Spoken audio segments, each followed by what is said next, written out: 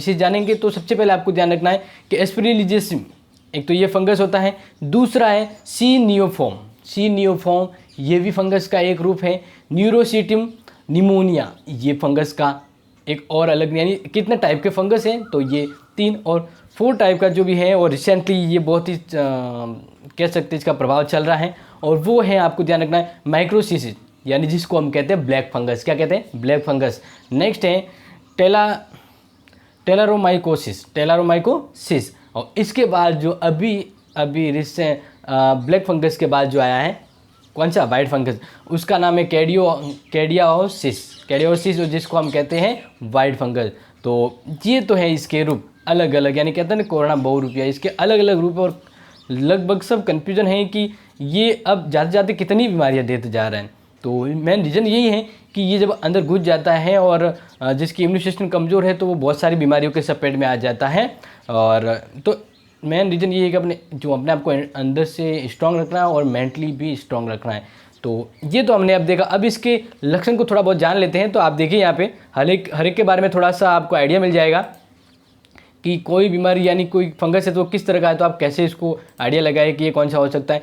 तो देखो, नॉर्मली आपको पता लगाना है कि जब ब्लैक फंगस होता है, क्या ब्लैक फंगस होता है तो आंखें हैं वो पूरी तरह से एकदम धीरे, अगर आंखों का इन्फेक्शन हुआ है, आंखों के यहाँ पे हुआ तो पूरी डार्क हो जाएगी और इसको निकालना पड़ सकता है। तो ये तो अभी आपने देखा। अब सिंपल सी ध्यान रखना है कि येलो फंगस रिसेंटली एक नया तरह का फंगस सामने आया है, तो इसके बारे में आपको जानना है कि ये भी क्यों होता है, ये भी क्यों होता है। तो मेन रीज़न यही है, होने का रीज़न यही है कि ये होता है इम्यूनिटी सिस्टम कमज़ोर होने से। अब ये कितना घातक है इसको हम देखते हैं। तो सिंपल से ध्यान रखना है कि येलो फंगस है वो बचाव करने में ही सबसे अच्छा रहता है, यानी इसका ट्रीटमेंट फिलहाल तो नहीं है, क्योंकि ब्लैक फंगस के लिए आ गया है। येलो फंगस का वाइट फंगस के लिए भी प्रयास कि इसको सही से निपटा जाए इससे। अब ये येलो फंगस है, ये क्या कर सकता है और इससे क्या किस तरह से बचना है। तो सबसे पहले ध्यान रखो इसको हम कैसे पहचानें। तो आपको ध्यान रखना है कि सुस्ती आना, ठीक है ना, कम भूख लगना या बिल्कुल ही भूख नहीं लगना। इसके साथ साथ पदार्थों में स्वाद का रिश्ता होना, ये जो हम कहते हैं कि घाव जो होते हैं जैसे लग गई तो वहाँ से वो ठीक नहीं हो रहा है, वो चालू ही रहता है, उससे रिसाव ब्लड वगैरह जो निकलता ही रहता है। नेक्स्ट है कुपोषण। ये जो रीजन है, ठीक है ना, ये जब हो रहे हैं किसी के साथ ये लक्षण है तो हम मान लेते हैं वो किससे प्रभावित होने की संभावना दिखा रहा है, येलो फंगस से। अब इससे बचा कैसे जाए, तो वो आपको देखना है कि घर में इम्यूनिटी को नॉर्मल रखें और दवाओं को सही तरह से यूज करें जो कहा गया, क्योंकि बहुत सारे लापरवाह हो जाते हैं। ट्रीटमेंट मिला है लेकिन वो क्या थोड़ा सा हो जाने के बाद वो इसको इसकी तवज्जो इम्पोर्टेंट देते हैं, जबकि इसके लिए केयरिंग होना बहुत ज़रूरी है। फिर एक घर में साफ़ सफाई रखना ज़रूरी है, और जो बासी खाना है उसको घर पे बिल्कुल भी अलाउ नहीं करें। मतलब कहने का मतलब अब सबसे ज़रूरी ये है कि अपने वातावरण और अपने घर को लगभग साफ़ सुथरा और स्वस्थ रखें, क्योंकि ये जो बीमारियां हैं ना ऊँची ताक में ही बैठी रहती हैं कि कब अंदर आ जाए और घुस जाए। अब देखो ये येलो फंगस का कैसे पता लगता है और बचाव के लिए आपको स्ट्रांगली क्या करना। अब मैं आपको ये बता रहा हूँ कि ये होता क्यों है, येलो फंगस होता क्यों है और ये कितना खतरनाक, यानी क्या इसके बारे में जो आपको समझना है। तो देखिए, नॉर्मल सी ये बात करें हम तो येलो फंगस भी बहुत खतरनाक होता है। डॉक्टर का कहना है कि येलो फंगस से वैसे देखें तो स्टार्टिंग घबराने की ज़रूरत नहीं है, क्योंकि जब स्टार्टिंग फेज में है तो इसको कंट्रोल किया जा सकता है। तो डॉक्टर का कहना है कि येलो फंगस में घबराने की कोई ज़रूरत नहीं है। इस तरह के फंगस पर्यावरण में पहले से ही मौजूद है, यानी फंगस है हमारे आसपास रहे हैं लेकिन इतने हैवी रूप में हमारे सामने नहीं आए थे। क्यों? क्योंकि जैसे ही हमारा इम्यून सिस्टम कमज़ोर होने लगा, जो आसपास के वातावरण में जो फंगस वगैरह जो थे छोटे मोटे, वो सीधे से इफेक्ट करने लगे। तो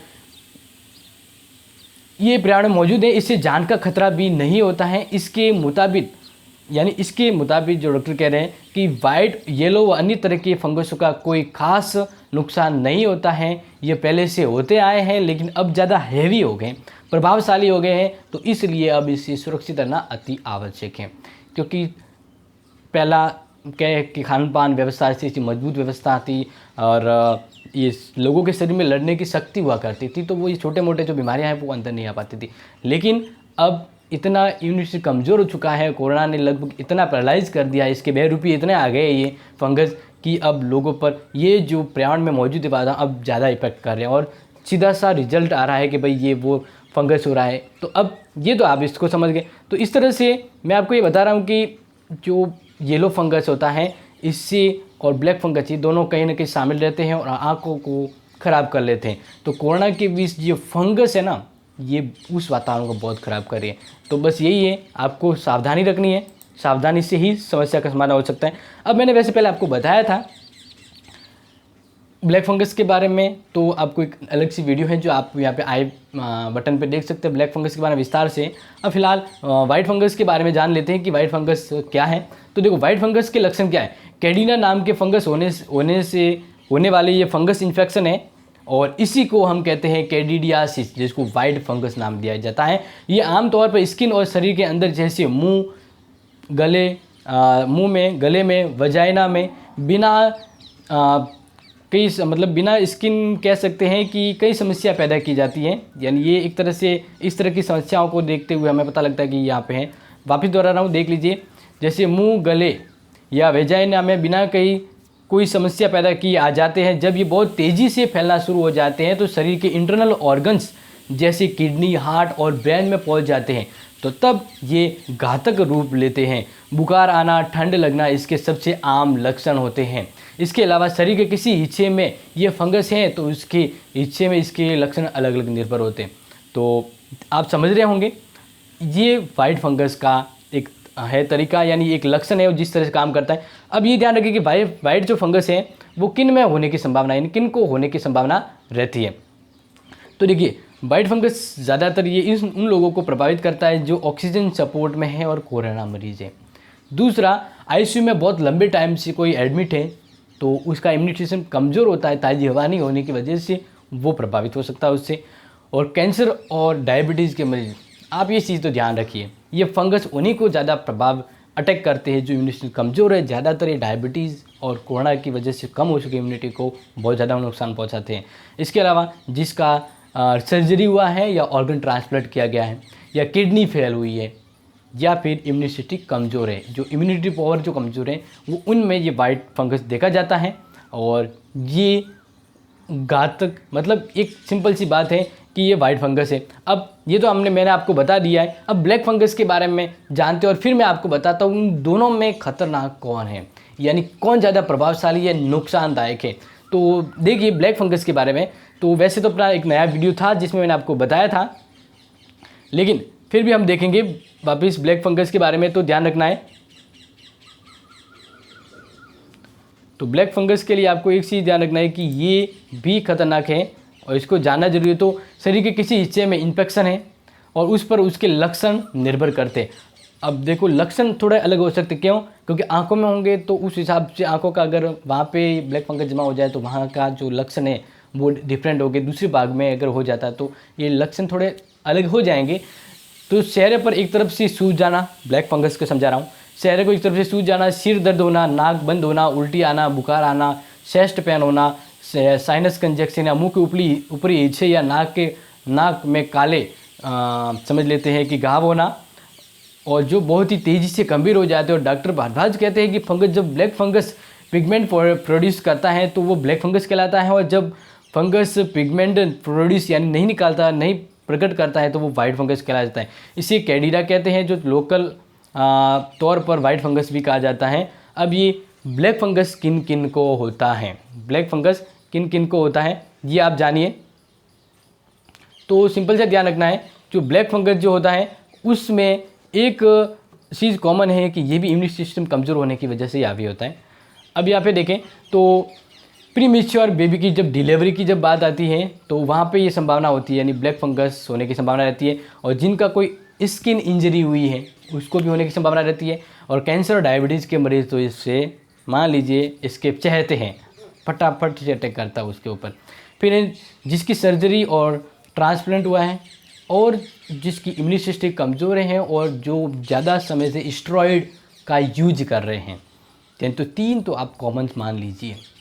पहला तो रिसेंटली हार्ट सर्जरी या कोई ऑर्गन ट्रांसप्लांट किया हो, दूसरा इम्यूनिटी सिस्टम कमज़ोर है, और तीसरा जो कैंसर, डायबिटीज़ और कोरोना से प्रभावित है। तो ये ऐसे अगर मरीज हैं, ये लोग हैं, तो उसको फंगस इफेक्ट करेंगे, ये आप ध्यान रखना है।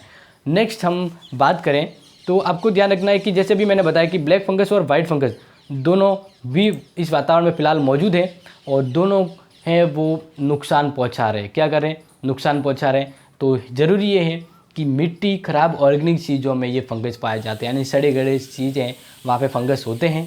तो केयरिंग ही है जो आपको बचा सकती है, यानी आपको अपने वातावरण और पर्यावरण को स्वस्थ और साफ रखना है, क्योंकि ये फंगस ये बीमारी है, ये कुछ सड़े गले पुराने कोई स्टोरेज सामान वगैरह उसमें या मिट्टी या ख़राब ऑर्गेनिक जो चीज़ें हैं उसमें ये पाए जाते हैं और फिर जब हो जाए तो प्रॉब्लम है। तो इससे पहले ही केयरिंग यानी सेफ बचना ज़रूरी है। अब मैं आपको बता रहा हूँ कि ब्लैक फंगस और वाइट फंगस में ख़तरनाक कौन है। तो एक सिंपल सी चीज़ आपको ध्यान रखना है, जो वाइट फंगस से वो फैलता बहुत तेज़ी से है और ब्लैक फंगस से वो इतना तेज़ी से तो नहीं फैलता है। लेकिन मान लीजिए जैसे दो जने हैं, इसको वाइट फंगस हो चुका है और इसको ब्लैक फंगस, ठीक है ना, इसको वाइट। तो ये वाले बंदे में अगर फैला है तो इसमें जो वाइट फंगस है वो इससे दूसरों में भी जल्दी फैलेगा, लेकिन अगर ब्लैक फंगस वाला व्यक्ति है तो उससे दूसरों में ब्लैक फंगस होने की संभावना है, ठीक है ना, मतलब दूसरे इससे प्रभावित होंगे या फैलेगा। लेकिन वाइट फंगस के जितना तेज़ी से ब्लैक फंगस नहीं फैलता है। लेकिन मान लीजिए अगर इन दोनों को हुआ है, ठीक है ना, तो इसमें मरने के चांसेस थोड़े से कम है, लेकिन इसमें अगर हुआ है तो 54%। आप ध्यान रखें, अगर जिसको ब्लैक फंगस हो गया है, मान लीजिए 100 जने, तो 100 में से 54 तो सीधे डिक्लेयर है कि वो आउट होंगे, यानी उसको प्रभावित करेगा। तो यही जो मैं बात कर रहा हूँ कि ब्लैक फंगस और वाइट फंगस की बात करें तो वाइट फंगस फैलता तेज़ी से है, लेकिन जो ब्लैक फंगस होता है ना वो ज़्यादा खतरनाक है, हैवी है, क्योंकि इससे लगभग मरने का आंकड़ा 54% होता है। ये ध्यान रखना है। अब हम बात करें आगे, तो आपको ध्यान रखना है कि जिस तरह से आक्रामकता हो रहा है तो उस वजह पे हमें ये ध्यान रखना है कि ये इम्यून सिस्टम कमज़ोरी, बार ये बता रहा हूँ, इम्यून सिस्टम कमज़ोर हो रहा है तो इसको बनाना स्ट्रॉन्ग करना ज़रूरी है। और जो ज़्यादातर हॉस्पिटलाइज है और वो जो स्टेरॉइड ले रहे हैं ना, तो इन स्टेरॉइड लेने की वजह से इम्यून सिस्टम कमज़ोर होता है। ये आपको ध्यान रखना है इस चीज़ का। नेक्स्ट ये ध्यान रखें कि अगर ये वीडियो आपकी जानकारी को संतुष्ट कर रहा है, आपको लग रहा है कि सही जानकारी आ रही है और मुझे समझ आ रहा है, तो इस वीडियो को लाइक या सब्सक्राइब करने की तो आपकी मर्जी, लेकिन इस वीडियो को शेयर ज़रूर करें, क्योंकि वर्तमान समय में जागरूकता अति आवश्यक है। जागरूक होंगे, समझदार होंगे, तभी हम इन बीमारियों से लड़ सकते हैं। तो ये आप वीडियो शेयर करके इतना काम कर सकते हैं। नेक्स्ट हम बात करें तो आपको ध्यान रखना है कि जो एक अभी रिसेंटली बात आ रही है कि क्या जो ऑक्सीजन सिलेंडर हैं उसमें भी फंगस पाया जाता है या उससे भी ये फंगस होने के चांसेस रहते हैं, ठीक है ना। तो यहाँ पे यही लिखा है, मतलब आपको समझा रहा हूँ, क्या इंडस्ट्रियल ऑक्सीजन इस्तेमाल से फैल जाता है फंगस। तो अब इसमें एक रीज़न है, आपको ध्यान रखना, ऑक्सीजन की मारामारी चल रही है। तो इसको मैं यही समझा रहा हूँ यहाँ पे कि देश में ब्लैक फंगस की मामले लगातार बढ़ रही है। कई राज्यों में इसे महामारी घोषित किया गया, राजस्थान वगैरह ऐसे बहुत से, बिहार, पटना है और हिसार, मतलब वहाँ पे। तो ब्लैक और वाइट फंगस के बाद अब गाजियाबाद में भी येलो फंगस का रूप देखा गया, येलो फंगस का मामला आया है। इसी बीच कहा गया कि देश में ऑक्सीजन शॉर्टेज है, ऑक्सीजन की मारामारी है और ऑक्सीजन के लिए भागा दौड़ी हो रही है। तो इसी बीच ये कहा जा रहा है कि जो कोरोना मरीजों को इंडस्ट्रीज़ के द्वारा जो ऑक्सीजन दी जा रही है उसमें उसी वजह से फंगस बढ़ा है। मतलब रीज़न क्या होता है कि वो जो टैंक होता है ऑक्सीजन का, अगर वो साफ नहीं है, क्लियर नहीं है, उसमें अगर पानी भरा हुआ है पहले से थोड़ा सा और फिर ऑक्सीजन अगर उसमें है तो वो जो ऑक्सीजन है वो शुद्ध क्लियर नहीं रहेगी और जिसको दिया जाएगा उसको इन्फेक्शन होने का खतरा रहता है। तो इसलिए ज़रूरी है कि ऑक्सीजन सिलेंडर में दूषित पानी से जो फैल रहा है उसको पहले तो क्लियर करें, यानी साफ़ सुथरा होना अति आवश्यक है। हर जगह देखें आप, स्वस्थ और सफाई होनी बहुत ज़रूरी है, भले घर पे हो, बाहर हो या इंडस्ट्री में हो या कोई किसी भी तरह का नया काम हो। तो आज के समय में स्वच्छता अति आवश्यक है। नेक्स्ट हम जो बात करें तो आपको ये ध्यान रखना है कि ये जो इंडस्ट्रियल डेवलपमेंट की हम बात कर रहे हैं तो हर जगह सुविधा यानी सुधार आवश्यक है। तो अब ब्लैक फंगस से बचने के लिए क्या कर सकते हैं या क्या करना चाहिए, ब्लैक फंगस से बचने के लिए क्या करना चाहिए, ये आप यहाँ पे समझें, क्योंकि हम इस वीडियो की एंड में फिर समाप्त मिलेंगे नई वीडियो में। तब तक आपको अब ये ध्यान रखना है कि ब्लैक फंगस से हम कैसे बचें या फिर बाकी और भी फंगस है उसको बचने के लिए हमें क्या करना चाहिए। तो नॉर्मल सा ध्यान रखें कि इन्हें बचने के लिए है ये ज़रूरी कि आप ताज़ी हवा में रहें, शुद्ध वातावरण में रहें। ताज़ी हवा शुद्ध वातावरण होगा तभी सेफ सिक्योर रहेंगे।